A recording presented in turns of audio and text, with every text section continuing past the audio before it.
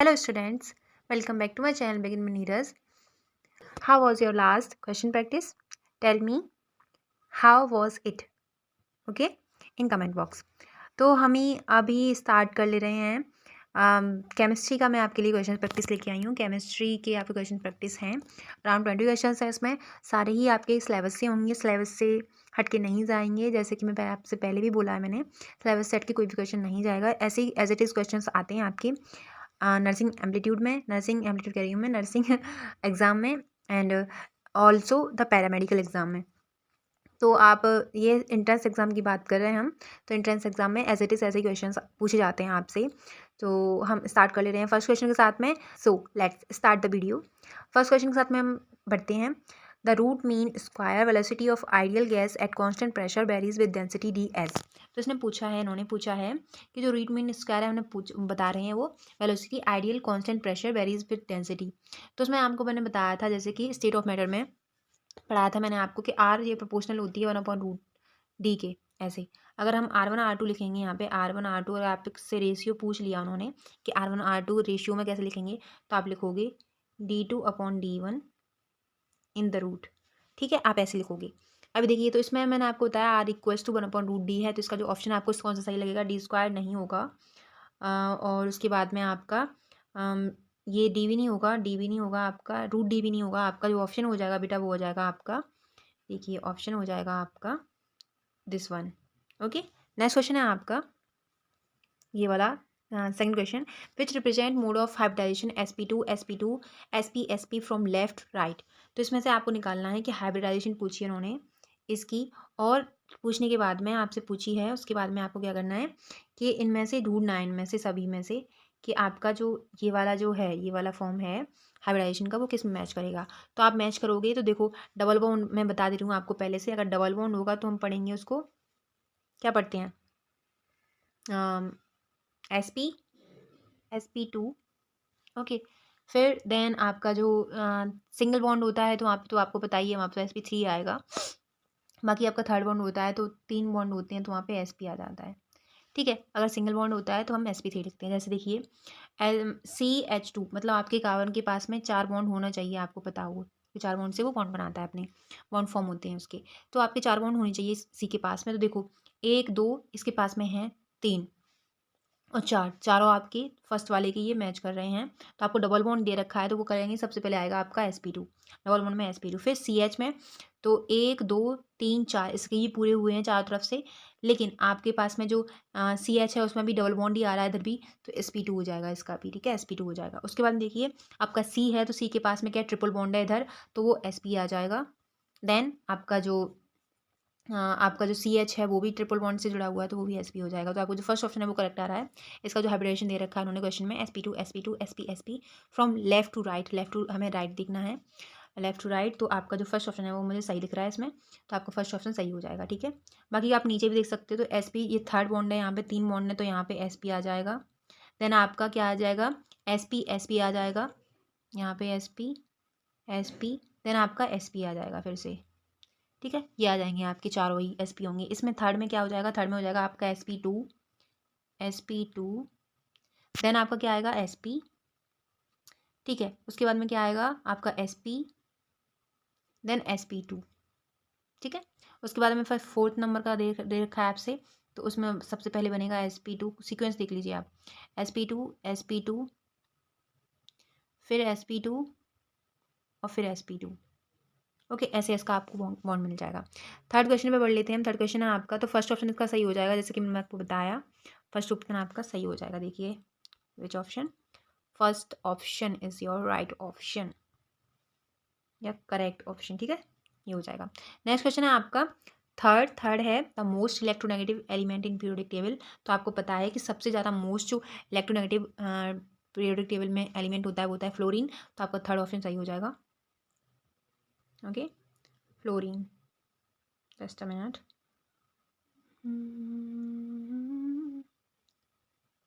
ठीक है, third option आपका सही हो जाएगा। नेक्स्ट क्वेश्चन आया है आपका, जैसे आपका इसमें देखना चाहो तो नाइट्रोजन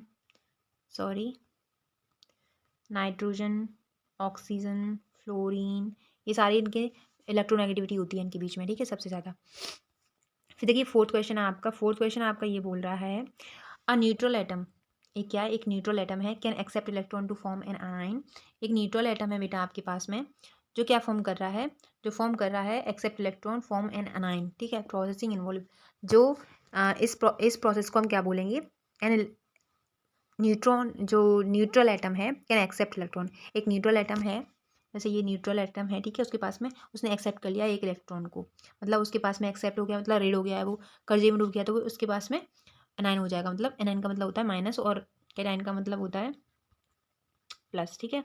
तो द प्रोसेस इन्वॉल्व, इसमें कौन सी प्रोसेस इन्वॉल्व होगी, loss of energy, gain of energy, no change of energy, none of the above. तो इसमें से सही ऑप्शन होगा, राइट ऑप्शन आपका हो जाएगा इसमें लॉस ऑफ एनर्जी, ठीक है। फर्स्ट ऑप्शन आपका सही हो जाएगा। नेक्स्ट क्वेश्चन है आपका the outer most electronic configuration of the most electronegative element is. तो इसमें से पूछा है आपका कि आउटर मोस्ट आपका जो है outer most electronic configuration of the most electronegative element.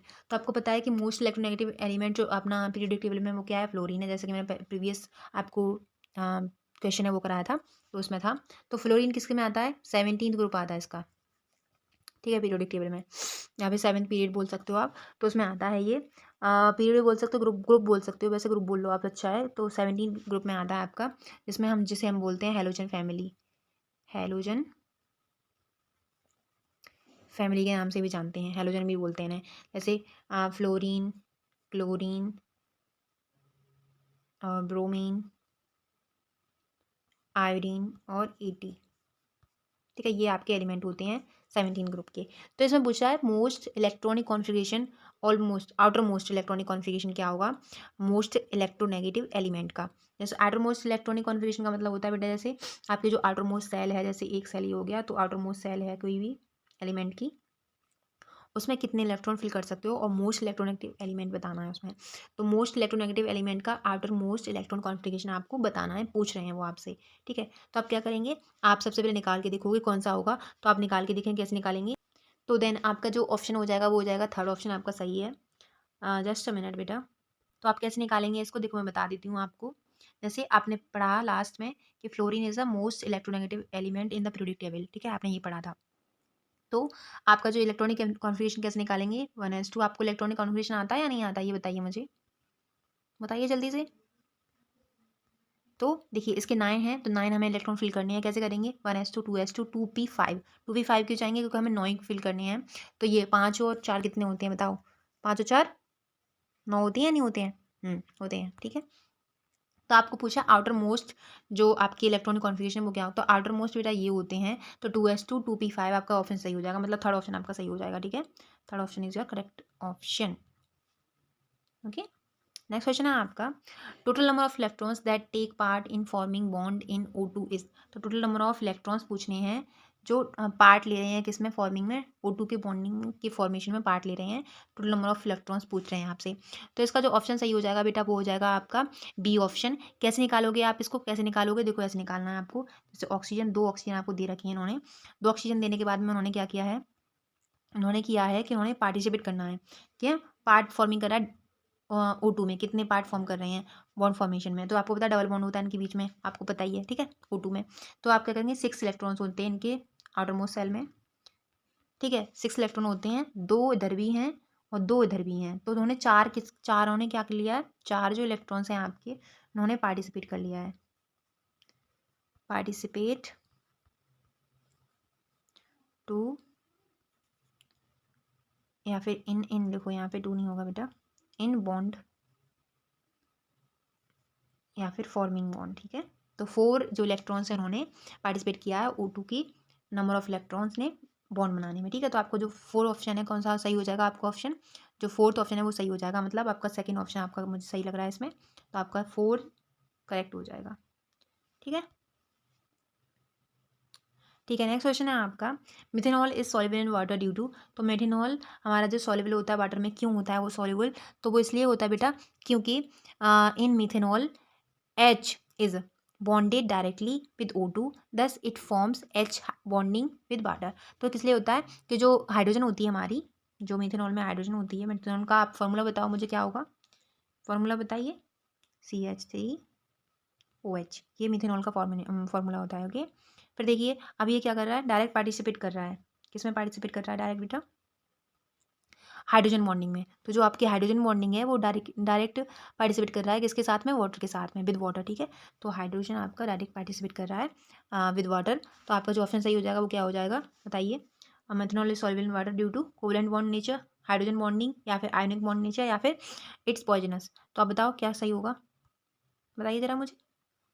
Hydrogen bonding है ना, तो हाइड्रोजन बॉन्डिंग आपका सही करेक्ट ऑप्शन हो जाएगा। नेक्स्ट क्वेश्चन है आपका 8th, the number of bonding and anti bonding electrons respectively and CO molecule are. तो इसमें पूछ रहे हैं वो एंटी बॉन्डिंग और बॉन्डिंग, नंबर ऑफ बॉन्डिंग पूछ रहे हैं और एंटी बॉन्डिंग किसमें? इलेक्ट्रॉन्स CO में, मतलब कार्बन मोनोऑक्साइड में आपसे पूछ रहे हैं। तो देखो क्या होगा, नंबर ऑफ एंटी बॉन्डिंग और बॉन्डिंग बताने हैं आपको। तो कैसे निकालते हैं इसको? जैसे देखो आप देखोगे, जैसे CO है आपका, तो इसके जो इलेक्ट्रॉन्स अगर आप करोगे एटम्स, तो ये इतने एटम हो रहे हैं, मतलब टोटल 14 एटम हो रहे हैं आपके। ठीक है, 14 एटम होने के बाद में आप कैसे निकालोगे इसे? जैसे ऐसे कुछ निकालते हैं इसको। फिर sigma 2s2 comma sigma star 2s2 comma pi 2px² comma pi 2py² comma sigma 2pz², ऐसे कुछ निकालते हैं। तो इसमें जो स्टार वाले होते हैं बेटा वो एंटी बॉन्डिंग क्या दर्शाते हैं? एंटी बॉन्डिंग दर्शाते हैं। और जो बाकी जो आपकी नंबर ऑफ बॉन्डिंग होती हैं वो जाएंगी आपकी 8। तो स्टार वाले कितने हैं आप बताइए? स्टार वाले सिर्फ और सिर्फ इसमें 2 दिख रहे हैं आपको, तो एक ये है और एक ये है। देखिए आपको दिख रहे होंगे, जैसे कि एक ये है और एक ये है। तो इसमें 2 एंटी बॉन्डिंग है आपकी, और बाकी जो आपकी नॉर्मल बॉन्डिंग होती है जो वो होती है 8। तो वो किसे 8 कैसे गिनेंगे? जैसे 2 ये हो गए, 2 ये हो गए, 2 ये हो गए, कितने हो गए? 6 हो गए, और 7 8। तो 8 आपकी वो नॉर्मल बॉन्डिंग हो जाएगी। ठीक है, तो आप कैसे 8 होगी, तो 8 करने के बाद में आपको जो ऑप्शन सही हो जाएगा वो कौन सा सही हो जाएगा? A option. 8 आपकी सबसे पहले उन्होंने पूछा बॉन्डिंग, तो 8 आपकी बॉन्डिंग हो जाएगी, एंड देन आपकी 2 एंटी बॉन्डिंग हो जाएगी। क्वेश्चन के हिसाब से आपको लगाना है, तो बॉन्डिंग पहले पूछिए तो बॉन्डिंग पहले लगाएंगे, फिर एंटी बॉन्डिंग। तो आपका जो फर्स्ट ऑप्शन है वो सही हो जाएगा। नेक्स्ट क्वेश्चन है आपका बॉन्ड ऑर्डर इन H, जो हीलियम होता है अपना, प्लस आयन इस। तो इसमें बॉन्ड ऑर्डर पूछा उन्होंने, तो बॉन्ड ऑर्डर कैसे निकालते हैं आपको पता है कुछ, या आप डायरेक्ट याद कर लो इसका? बॉन्ड ऑर्डर कैसे निकालते हैं बॉन्ड ऑर्डर? देखो मैंने बता दे रही हूँ आपको। बॉन्ड ऑर्डर कैसे कैलकुलेट करते हैं? बॉन्ड ऑर्डर इक्वल्स टू यहाँ पे बॉन्ड, जो बॉन्डिंग होती है ना वो, फिर एंटी बॉन्डिंग, उसके बाद में 2। तो कितने एंटी बॉन्ड बन रहे हैं, कितने बॉन्डिंग बन रही है, वो कैलकुलेट करने के बाद में आपके सामने आता है कि कितने, उसके बाद में आपके सामने क्वेश्चन आ जाता है। तो एंटी बॉन्डिंग के जो इलेक्ट्रॉन्स हैं वो आपके पास में हैं 2, माइनस जो सॉरी बेटा, जो बॉन्डिंग के इलेक्ट्रॉन्स हैं वो आपके पास में 2 हैं, एंटी बॉन्डिंग के आपके पास में 1 हैं, और 2 तो ऊपर नीचे है ही, तो 1/2 है। इसको सॉल्व करोगे आप 0.5 आ जाएगा।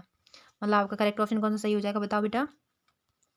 आपका फर्स्ट ऑप्शन करेक्ट हो जाएगा, 0.5 आपका सही ऑप्शन हो जाएगा। ठीक है, तो आपको याद रखना है बॉन्डिंग, जो आपका बॉन्ड ऑर्डर होता है वो कैसे कैलकुलेट करते हैं हम, तो वो हम कैलकुलेट करते हैं बॉन्डिंग जो अपनी होती है, bonding electrons minus anti bonding electrons upon 2, ऐसे कैलकुलेट करते हैं। अगर वैसे आप देसी में कर लोगे तो वो तो ऐसे कर लोगे, जैसे देखिए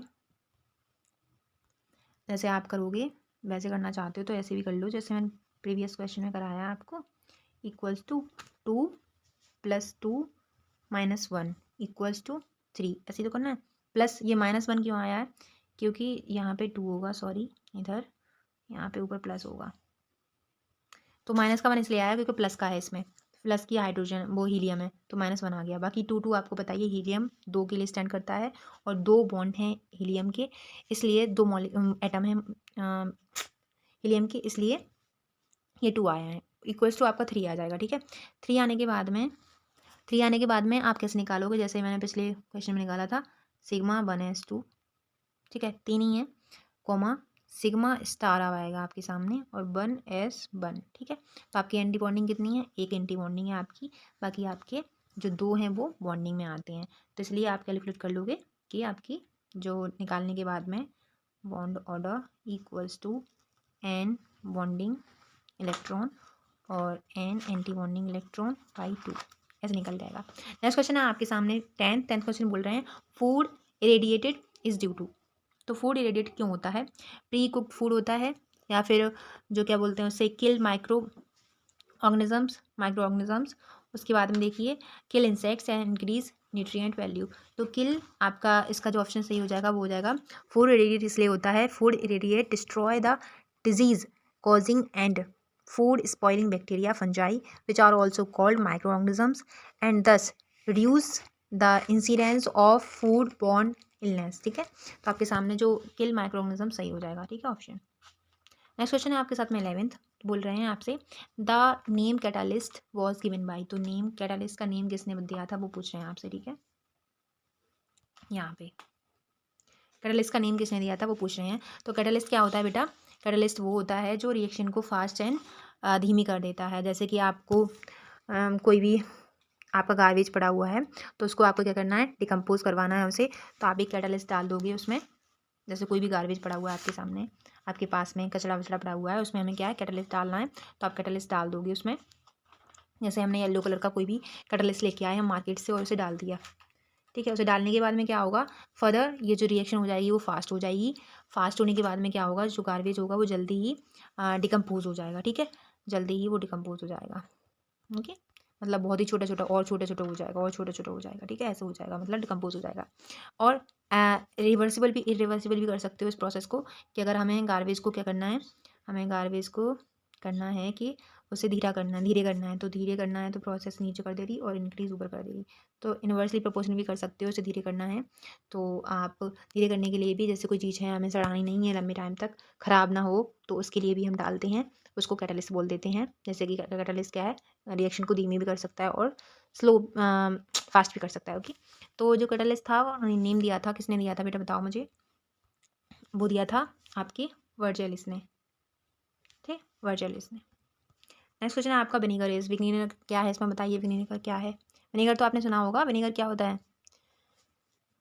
विनेगर होता है a 7 to 8% solution of acidic acid CH3COOH is called vinegar। ठीक है, कितना परसेंट होता है?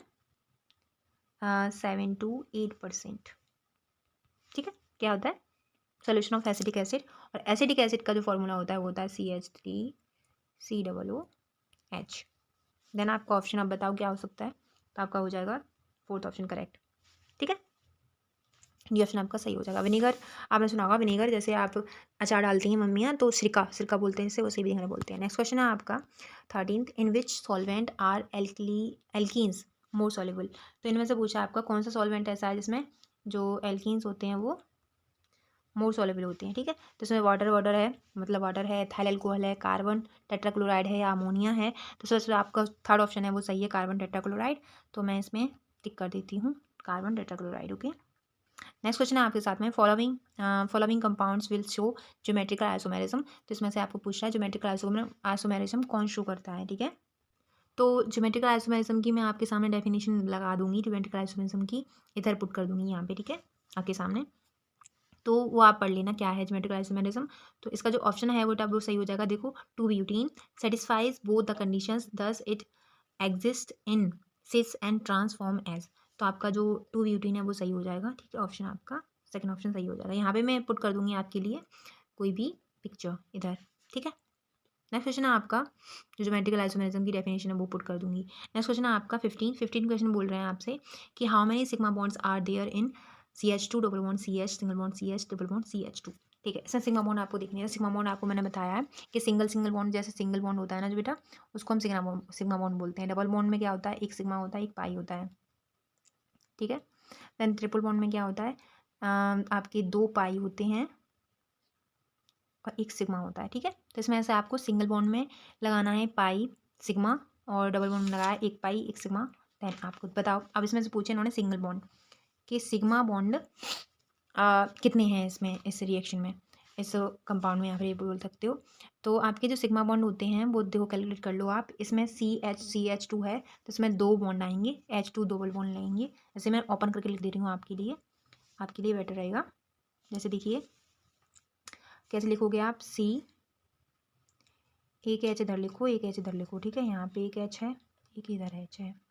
देन डबल बॉन्ड है आपका, फिर C और H, ऐसे लिख दे रही हूँ मैं आपके लिए। फिर C और H, ओपन कर दिया मैंने इसको, डबल बॉन्ड C H नीचे, ऊपर एक H। ठीक है। अभी आपको सिग्मा बॉन्ड कैलकुलेट करने हैं, तो करिए कैलकुलेट। देखिए मैं आपको कैलकुलेट करके दिखाती हूँ। एक सिग्मा बॉन्ड ये है, एक सिग्मा बॉन्ड ये है, एक इसमें होता है, एक ये है, एक ये है, एक ये है, एक इधर है, एक इधर है और एक इधर है। कैलकुलेट करो अभी ये कि, तो मैंने आपको बता दिया how to calculate the sigma bond, ठीक है। तो 1 2 3 4 5 6 7 8 9, मतलब 9 सिग्मा बॉन्ड्स आर देयर। तो आपके पास में 9 सिग्मा बॉन्ड्स हैं, ठीक है। तो आप किस पे टिक लगाएंगे बताइए, कौन सा ऑप्शन सही हो जाएगा आपका। 3 नहीं होगा, 6 नहीं होगा, 9 होगा, 12 नहीं होगा। तो आपका जो ऑप्शन सही है वो कौन सा सही है बेटा बताओ। आपका 9 मतलब थर्ड ऑप्शन आपका करेक्ट हो जाएगा। नेक्स्ट क्वेश्चन है आपके पास में 16, when acetylene is pass through hot iron tube at 400 degree Celsius it gives. तो जब हम एसिटाइलिन को, जो एसिटाइलिन होता है तो उसे हम पास करते हैं किसमें, 400 डिग्री सेल्सियस में हॉट आयरन ट्यूब में, तो आपको क्या मिलता है, बेंजीन मिलती है, टोलुइन मिलता है, या फिर आपको ऑर्थोजैलिन मिलता है, या फिर मेसेटाइलिन मिलता है। तो आपको अगर हम जैसे रिएक्शन में आपको करके बताऊँ तो रिएक्शन क्या हो जाएगी, रिएक्शन देखो ये हो जाएगी आपके पास में। जैसे देखिए हम यहाँ पे लेंगे C2H2, ये होती है एसिटाइलिन, ठीक है। उसके बाद में क्या बोला इन्होंने, हॉट आयरन ट्यूब में, हॉट आयरन ट्यूब यहाँ पे लिखो और नीचे लिखो 400 डिग्री सेल्सियस, ठीक है। पॉलीमराइजेशन, फिर उसके पास में आपको जो फॉर्म होता है बेटा वो होता है आपके पास में बेंजीन फॉर्म होता है आपके पास में, ठीक है। तो आपका जो ऑप्शन सही है वो कौन सा सही हो जाएगा बताइए। आपका ऑप्शन बेंजीन, मतलब फर्स्ट ऑप्शन आपका सही हो जाएगा। नेक्स्ट क्वेश्चन है आपका, यहाँ पे 3 और लिख लो बेटा, 3 कंपाउंड्स हैं इसके, ठीक है। नेक्स्ट लिखेंगे क्वेश्चन आपका 17 है, which of the following hydrocarbons can have acidic hydrogen.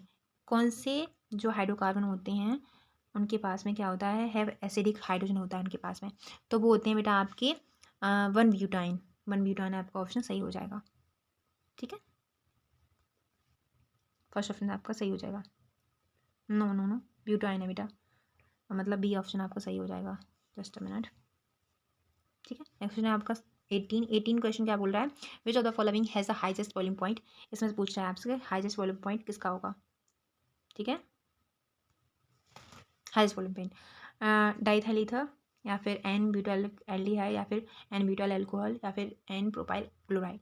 तो इसमें जो आपका ऑप्शन सही हो जाएगा बेटा वो हो जाएगा आपका सही ऑप्शन, मैं बताती हूँ आपको कौन सा ऑप्शन सही हो जाएगा इसमें। आपका सी ऑप्शन सही है, एन ब्यूटाइल अल्कोहल, ठीक है।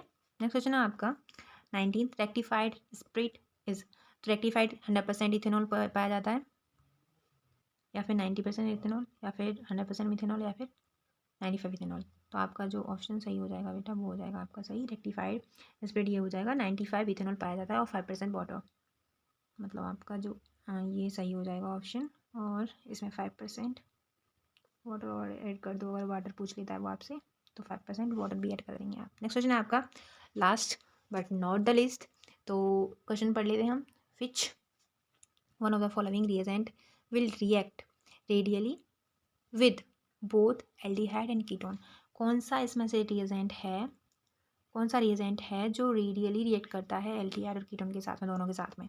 तो आपका जो ऑप्शन सही हो जाएगा बेटा वो हो जाएगा आपका, हाँ बताइए, ग्रिग्नार्ड रिएजेंट होता है, या फिर फेलिंग रिएजेंट होता है, या फिर टॉलिन रिएजेंट होता है, या फिर सिर्फ रिएजेंट होता है। तो वो होता है बेटा आपका ग्रिग्नार्ड रिएजेंट, जो एल्डिहाइड और कीटोन के साथ में, जो एल्डिहाइड और कीटोन के साथ में, दोनों के साथ में रेडियली रिएक्ट करता है।